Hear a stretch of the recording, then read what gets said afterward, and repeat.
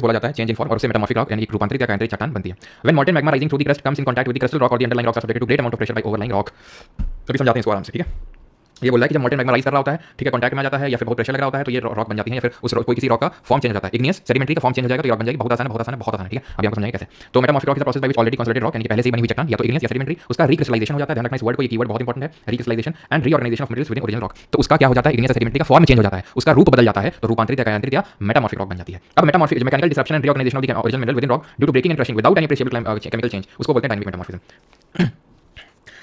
Metamorphic rock दो तरह से बन सकती है, या तो अगर इसमें बहुत ज़्यादा केमिकल चेंज हो जाए तो डायनामिक मेटामॉर्फिज्म कहलाती है, और अगर केमिकल चेंज हो जाए तो थर्मल कहलाती है, ठीक। थर्मल दो तरह की होती है, कॉन्टैक्ट और रीजनल। थर्मल दो तरह की होती है, कॉन्टैक्ट और रीजनल, ठीक है। कॉन्टैक्ट वो होती है जब जो मैग्मा निकल रहा हो तेजी के साथ और वो क्या जाए उसके कॉन्टैक्ट में आ जाए, मैग्मा ये लावा के कॉन्टैक्ट में आ जाए, उसको हम बोलते हैं क्या, उसको हम बोलते हैं, यहाँ पर पिक्चर लगाई थी, ठीक है, मैं डाउनलोड करके पिक्चर डाउनलोड करके लगाई थी यार मैंने, कहाँ है पिक्चर को, पिक्चर मैंने डाउनलोड तो करी थी यार, वो भी तुमने देखी भी होगी, ब्राउजर में मैंने सर्च करके कॉपी करके पेस्ट मारी होती है यार, कहाँ गई वो, तो लगाना भूल गया जल्दी, कोई नहीं। तो अभी हम आपको दिखा देंगे कैसे क्या होता है वो, है ना, ठीक है। तो ये चीज समझ में आई कि जो आपका थर्मल मेटामॉर्फिज्म है वो दो तरह का है, कॉन्टैक्ट मेटामॉर्फिज्म और रीजनल मेटामॉर्फिज्म। कॉन्टैक्ट मेटामॉर्फिज्म इन इसको में क्या होता है, rocks come in contact with hot including magma lava and rock metal recrystallize under high temperature, ठीक है। बस आप देखते जाओ, सब समझ आ जाएगा, सब समझ आ जाएगा। रीजनल मेटामॉर्फिज्म में क्या होता है, rock undergo recrystallisation due to deformation caused by tectonic shearing together with high temperature pressure both. आराम से समझो।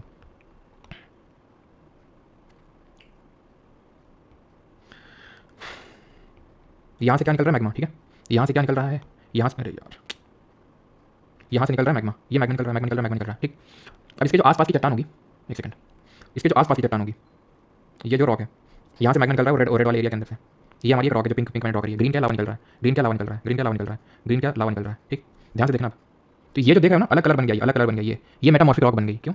क्योंकि जब ये लावा के कॉन्टैक्ट में आई तो लावा धधकता हुआ एकदम, बहुत ज़्यादा टेंपरेचर होता है इसका। तो जब ये रॉक इसके कॉन्टैक्ट में आएगी, जब ये रॉक इसके कॉन्टैक्ट में आएगी, ठीक है, ये वाली रॉक इसके कॉन्टैक्ट में आएगी तो ये जो अगल बगल वाली बहुत गर्म हो जाएगी, और बहुत गर्म होने की वजह से क्या होगा, बहुत गर्म होने की वजह से क्या होगा, इसका फॉर्म चेंज हो जाएगा। इसी को बोलते हैं कॉन्टैक्ट मेटामॉर्फिज्म, क्योंकि इसके लावा के कॉन्टैक्ट में आएगी। रीजनल क्या होता है, रीजनल होता है जैसे कि ये एक प्लेट, ये दूसरी प्लेट है, आपस में क्या एकदम लड़े मरी जा रही हैं, दोनों पास पास आ रही हैं। कल थोड़ा सा प्लेट के बारे में बताया था, अर्थक्वेक के बारे में बता रहे थे कि एक प्लेट इधर जाना चाहिए, एक प्लेट इधर जाना चाहिए, मतलब ऐसे स्लाइडिंग हो रही है। अब यहाँ दोनों पास में आना चाहिए, वैसे तीन तरह की प्लेट बाउंड्री होती है, कलर लेकर हम देखेंगे। या फिर हो सकता है कि ये दूर जाना चाहूँ तो यहाँ पर क्या होगा, बहुत ज़्यादा शेयरिंग होगी या फिर बहुत ज़्यादा प्रेशर पड़ेगा, या फिर ये हम कंसिडर कर लेते हैं कि पास आ रही है, उसकी वजह से क्या होगा, जब ये पास में आ जाएंगे एकदम, ठीक है, तो आपको नहीं लगता ये वाला जो क्षेत्र है, ये वाला यहाँ बहुत ज़्यादा प्रेशर पड़ेगा, और उसी प्रेशर की वजह से उस रॉक का, ये जो रॉक है इग्नियस भी हो सकती है, सेडिमेंटरी भी हो सकती है, उसका फॉर्म चेंज हो जाएगा और वो बन जाएगी मेटामॉर्फिक रॉक। मेटामॉर्फिक रॉक बनती ही पीवीटी चेंज की वजह से, प्रेशर, वॉल्यूम, टेंपरेचर। तो हम आपको समराइज कर देते हैं। मेटामॉर्फिक रॉक जो होती है दो तरह की होती है, अगर बिना ज़्यादा किसी केमिकल चेंज के बन जाए तो डायनामिक, और अगर केमिकल चेंज के साथ बने तो थर्मल। और अगर थर्मल भी दो तरह की, अगर लावा के कॉन्टैक्ट में आके उसका फॉर्म चेंज हो जाए, क्यों, टेंपरेचर बहुत ज़्यादा था ना, इसलिए टेंपरेचर की वजह से। और अगर शेयर स्ट्रेस हो जाए तो रीजनल मेटामॉर्फिज्म, किस वजह से, प्रेशर की वजह से।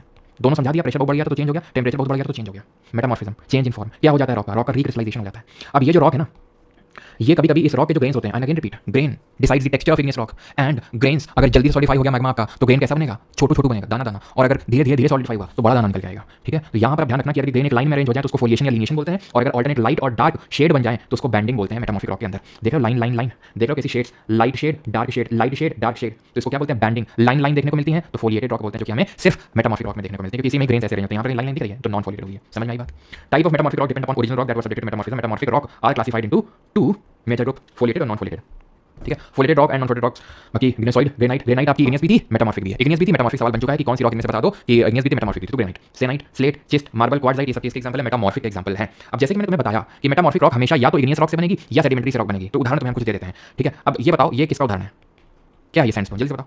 तो सैंडस्टोन में इसको अगर हम हीट कर देना बहुत ज़्यादा, टेंपरेचर बढ़ा देना, क्या बन जाएगी पता है, क्वार्ट्जाइट, जो कि मेटामॉर्फिक रॉक है, जो कि क्या है, मेटामॉर्फिक रॉक। इसी तरह तुम क्ले ले लो, क्ले अच्छी से ले लो, ये आपकी सेडिमेंटरी रॉक है, अगेन सैंडस्टोन भी सेडिमेंटरी, ये भी सेडिमेंट्री। अगर इसमें तुम अगर वो प्रेशर अप्लाई कर दो, बहुत प्रेशर, यहाँ पर हीट था, तो ये बन जाएगी क्या, सॉरी चिस्ट तो आपकी मेटामॉर्फिक होती है, शेल लेना पड़ेगा यहाँ पे, क्ले या शेल, तो चिस्ट बन जाएगी। समझ में आती है बात इतनी कि किस तरह से इग्नियस या सेडिमेंट्री से ही फॉर्मेशन होता है किसका, आपका मेटामॉर्फिक रॉक का, ठीक है। जैसे लाइमस्टोन से आपका मार्बल बन जाएगा, लाइमस्टोन सेडिमेंट्री होती है, इससे मार्बल बन जाता है, जो कि आपकी मेटामॉर्फिक रॉक होती है। आई थिंक क्लियर हो गया आपको। अब आते हैं आज के आखिरी टॉपिक पे, और वो है रॉक साइकिल। रॉक साइकिल घुमा फिरा के बोले तो ये बोलता है कि दुनिया गोल है, मतलब तुम इग्नियस से मेटामॉर्फिक बना सकते हो, तुम क्लियर क्यों नहीं आ रही है, क्लियर क्यों नहीं है, चलो कोई नहीं। ये बोल रहा है कि तुम इग्नियस से सेडिमेंट्री बना सकते हो, तुम इग्नियस से मेटामॉर्फिक बना सकते हो, तुम मेटामॉर्फिक से इग्नियस बना सकते हो, तुम मेटामॉर्फिक से सेडिमेंट्री बना सकते हो, कहाँ पे यूज कर रहे हैं, मेटामॉर्फिक सेडिमेंट्री बना सकते हो, सेडिमेंट्री से इग्नियस बना सकते हो, कहाँ सेडिमेंट्री से इग्नियस, तो सेडिमेंट्री से इग्नियस का दिखा नहीं रखा क्या उन्होंने, तो हम आपको समझा देते हैं कैसे, ठीक है। रॉक साइकिल में आप पढ़ लोगे पूरा, ठीक है, लेकिन ये क्या है रॉक साइकिल, ये चट्टान का चक्र कि rock cycle is a continuous process through which old rock, पुरानी चट्टान नई चट्टान में बदल जाती है। वो कैसे होता है वो आपको एक अलग डायग्राम में समझाते हैं जरा। तब तक ये सवालों के उत्तर चलो पहले समझा देते हैं आराम से, तसल्ली से तब आते हैं। देखो हम तुम्हें ये दिखाएंगे कि किस तरह से एक रॉक से दूसरी बनेगी, हाँ, तो ये इग्नियस रॉक है। अब तुम्हें इसमें तो प्रॉब्लम नहीं होगी अगर मैं तुमसे बोल दूँ कि बड़ा इसे सेडिमेंट्री बना दो या इसे मेटामॉर्फिक बना दो, कोई दिक्कत नहीं होगी तुमको, क्योंकि तुमको अभी तो पढ़ा है तुमने भी कि अगर पीवीटी चेंज करवा दो तो मेटामॉर्फिक बन जाएगी, या प्रेशर बढ़ा दो, टेम्परेचर दे दो, कुछ ऐसा कर दो, हीट कर दो, मेटामॉर्फिक उसका फॉर्म चेंज हो जाएगा, मेटामॉर्फोसिस हो जाएगा, मेटामॉर्फिक हो जाएगा, मेटामॉर्फिक बन जाएगी। सेडिमेंट्री कैसे बननी थी, ये रॉक को किसी भी रॉक को, इग्नियस को, मेटामॉर्फिक को, या खुद सेडिमेंट्री को ही क्या कर दो, फ्रैगमेंट में तोड़ दो, फ्रैगमेंट में तोड़ के ट्रांसपोर्ट करवा के और उनका क्या करवा दो, एक जगह इकट्ठा करवा दो और उसका करवा दो लिथीफैक्शन। सेम यहाँ पर भी वही काम करेगा। अगर इसको भी तोड़ ताड़ के फ्रैगमेंट में तोड़ ताड़ के वो करवा दो, लेयर के फॉर्म में अरेंज करवा दो तो सेडिमेंट्री बन गई। ये तो तुमको बड़ी सिंपल स्टोरी है। लेकिन अगर मैं घुमा के पूछ दूं कि सेडिमेंट्री से इग्नियस बना दो या मेटामॉर्फिक से इग्नियस, तो कैसे बनाओगे? बड़ा आसान बनाना। जैसे अभी प्लेटें होती हैं, प्लेटें जैसे भी पास पास आ रही हैं, तो कभी क्या होता है, प्लेटें लड़ तो रही हैं, प्लस होता है कि एक प्लेट नीचे चली जाती है, जो भारी वाली होती है वो नीचे चली जाती है, जो भारी वाली होती है नीचे चली जाती है। तो एक प्लेट नीचे जाएगी तो ये प्लेटें किसके कॉन्टैक्ट में आएंगी, नीचे भरा हुआ मैग्मा जिसके ऊपर ये फ्लोट कर रही थी, तैर रही थी, नीचे भरा हुआ मैग्मा, तो ये वाला पार्ट जब मैग्मा के कॉन्टैक्ट में आएगा तो गलती से ये मत बोल देना कि बेटा इसमें मेटामॉर्फिक रॉक बन जाएगा, किसी को कॉन्टैक्ट में बताते बेटा कॉन्टैक्ट में तब आता है, कॉन्टैक्ट में आ रही थी यहाँ तो सीधा डूब रही है उसी के अंदर डूब रही, तो बचेंगे नहीं, पूरा पिघल जाएगा ये हिस्सा पूरा पिघल जाएगा। पिघल के क्या होगा, वो मैग्मा की वजह से पिघला और मैग्मा ही बन गया। समझ में आई बात, मैग्मा की वजह से पिघल गया और मैग्मा ही बन गया। एक्स्ट्रा मैग्मा हो गया तो कहीं से निकल आएगा, धधक के, और मैग्मा निकलेगा कहीं से वोल्केनो से बाहर निकलेगा, इग्नियस बन गई। किससे इग्नियस बनाई मैंने, सेडिमेंट्री मेटामॉर्फिक से। कैसे बनी, जब सबडक्शन जोन हुआ, लिखा होगा सब कुछ देख लो। सबडक्शन जोन इसी को बोलते हैं, पढ़ाएंगे हम सबडक्शन जोन, कैसे प्लेट आती हैं, दूर क्यों जाती हैं, पास क्यों आती हैं, क्या क्या होता है सब, ठीक है। तो कोई दिक्कत तो नहीं है, तुम बोल दो बस इससे क्या बनाना है, सेडिमेंट्री से मेटामॉर्फिक बनाना है, पीवीटी चेंज करवा दो, तो इसी को रॉक साइकिल बोलते हैं। अब सवाल पे आ जाओ, पहले एनसीईआरटी के देन आएंगे यूपीएससी का। पहला सवाल, किसी कोई डाउट तो नहीं आता, पता लीजिए 11th क्लास की ज्योग्राफी का ये चैप्टर नंबर 5 है शायद।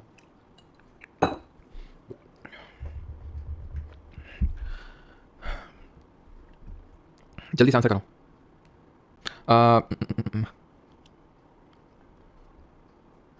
वो जो रॉक है रामसेतु जिससे बना है वो एक्चुअल में आपकी सेडिमेंट्री रॉक है, ठीक है, काइंड ऑफ लाइमस्टोन है, वो सेडिमेंट्री टाइप के पोर्स हैं, छेद हैं उसमें, तभी वो तैर लेती है क्योंकि उसमें एयर आ जाती है इसलिए। हाँ चलो ठीक। तो which of the following are two main constituent of granite, silica and aluminium main constituent होते हैं ग्रेनाइट। पहले का सी नहीं है, अच्छा सी तो है, ठीक है, तो पहले का सी हो जाएगा, silica aluminium. Which of the following is the salient feature of constitution, नहीं मेटामॉर्फिक रॉक, चेंजेबल होती है, क्वाइट होती है, फोलिएशन होती है, क्रिस्टलाइन, तो क्रिस्टलाइन इसका आंसर होगा, ठीक है, क्रिस्टलाइन आंसर होगा। फोलिएशन होता है लेकिन फोलिएशन होता है, फोलेटेड रॉक होती है, लेकिन ध्यान रखना इसमें क्रिस्टल इसका जो नेचर होता है वो हमें देखने को मिलेगा। फोलिएशन और बैंडिंग तो होती ही है, ठीक है।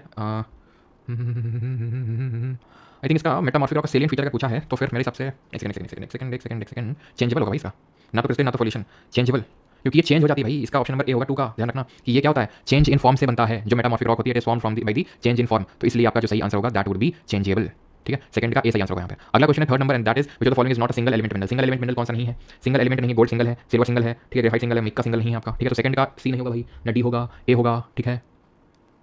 Changeable is the select feature, इसका फॉर्म चेंज हो जाता है। Which of the following is the hardest mineral, सबसे हार्ड कौन सा है, डायमंड जैसा तो कोई हार्डिश नहीं है, और सबसे सॉफ्ट कौन सा था, जल्दी से बताओ, टी से नाम शुरू हो रहा था। विच of the following is not a sedimentary rock, कौन सी नहीं है, तो भैया मार्बल नहीं है, क्यों, क्योंकि मार्बल आपकी मेटामॉर्फिक है,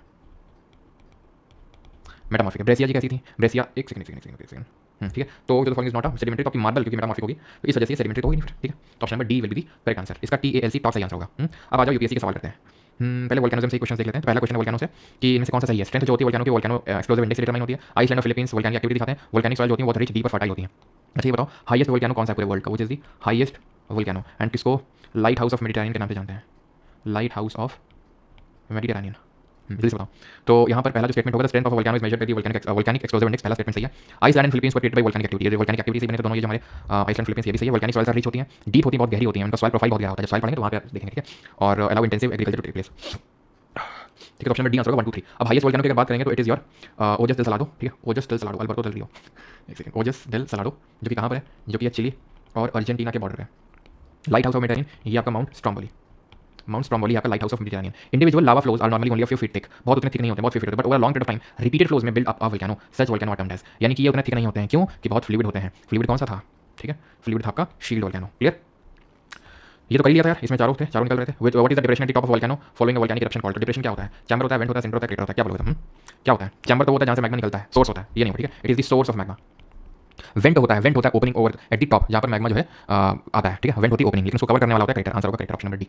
अगले सवाल पे आते हैं। अब आ रहे हैं रॉक और मिनरल के सवालों पे। The formation of tor on small rocky hills is associated with which among the following, तो जो टॉर बनता है स्मॉल रॉकी हिल्स में वो किससे एसोसिएटेड है, ग्रेनाइट से, लाइमस्टोन से, एलुवियल से, डोलोमाइट से, किससे एसोसिएटेड है, तो ये एसोसिएटेड ग्रेनाइट से। टॉर होता क्या है, तो टॉर होता है जब जो चट्टान है उसमें एक्सफोलिएशन हो जाए, एक्सफोलिएशन का मतलब होता है ऊपर की लेयर हट जाए, तो एक स्मूथ राउंडेड हिल निकल आती है, स्मूथ राउंडेड हिल निकल आती है, स्मूथ राउंडेड हिल को टॉर बोलते हैं।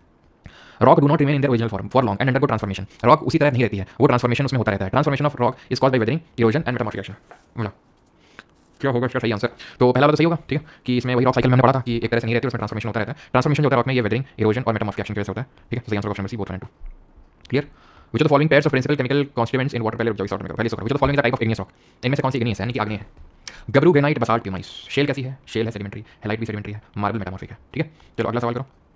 Not been formed mechanically, mechanically कौन हम किस नाम से जानते हैं, तो मैकेनिकली कौन नहीं बनी है बताओ। तो ये मैकेनिकली बनी है, ठीक है, ये मैकेनिकली बनी है, लोएस्ट भी बनी है और गेसराइट भी बनी है, ठीक है। एक second not been found mechanically, कौन सी नहीं बनी? कॉन्ग्लोमरेट मैकेनिकली है ये, ठीक है, मैकेनिकली ही है ये तो। प्लास्टिक की तो थी, सीधे प्लास्टिक, सीधे कॉन्ग्लोमरेट, गैस नहीं होगी, ठीक है, गैस नहीं होगी। Which of the following pairs of principal chemical constituted water and their source is correct? कौन सा सही है सोर्स? क्या प्लास्टिक बिल्कुल सही है। अविशा शर्मा, सिया प्रीति, करण, अनिकेत, मनप्रीत, मानसी शर्मा, प्रतीक्षा, पीका, अंकिता। चलो ठीक है सर, दिल्ली डिस्ट्रिक्ट कोर्ट के इंटरव्यू के लिए थोड़ी टिप्स ट्रिक मिल सकती है भाई? किस एग्जाम में तो मैंने पहली बार मतलब एग्जाम पैटर्न नहीं पता मुझे, तो मैं ट्रिक टिप्स कैसे बता दूंगा? तो एम्फीबियल, फेल्सपार, जिप्सम, तीनों में हमने देखा था कैल्शियम वाज अ मिनरल, ठीक है।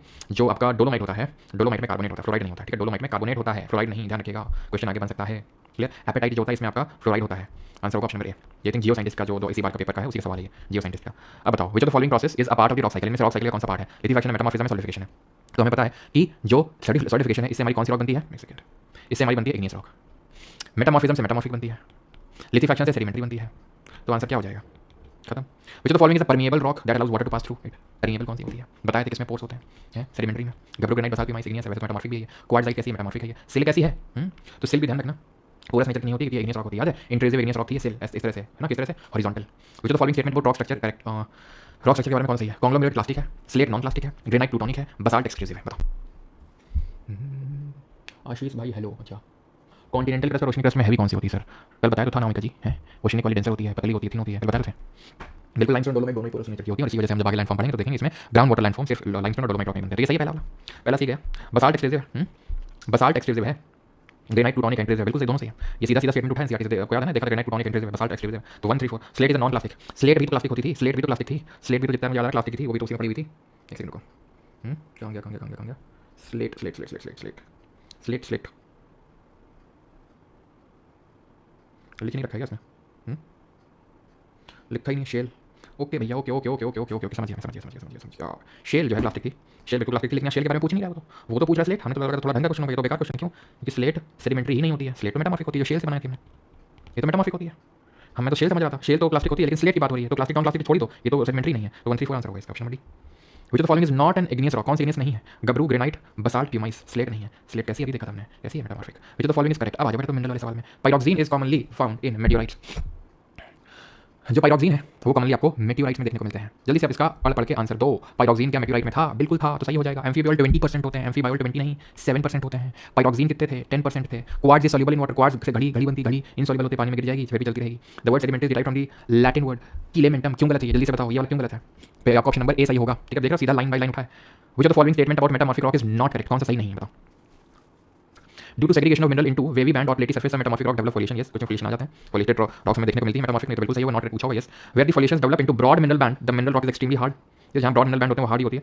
Where the foliations are moderately thin the metamorphic rock tends to flake apart. अच्छा, हाँ, ओके, ठीक है। Rocks that originally were composed of one dominant mineral are often foliated by, यदि सही आपका option number C होगा, ठीक है, ये गलत होगा आपका। और ये जो आंसर होगा कैलिमेंटम नहीं भैया, सेडिमेंटम पढ़े थे, ठीक है, कैलिमेंटम नहीं सेडिमेंटम था वो वर्ड।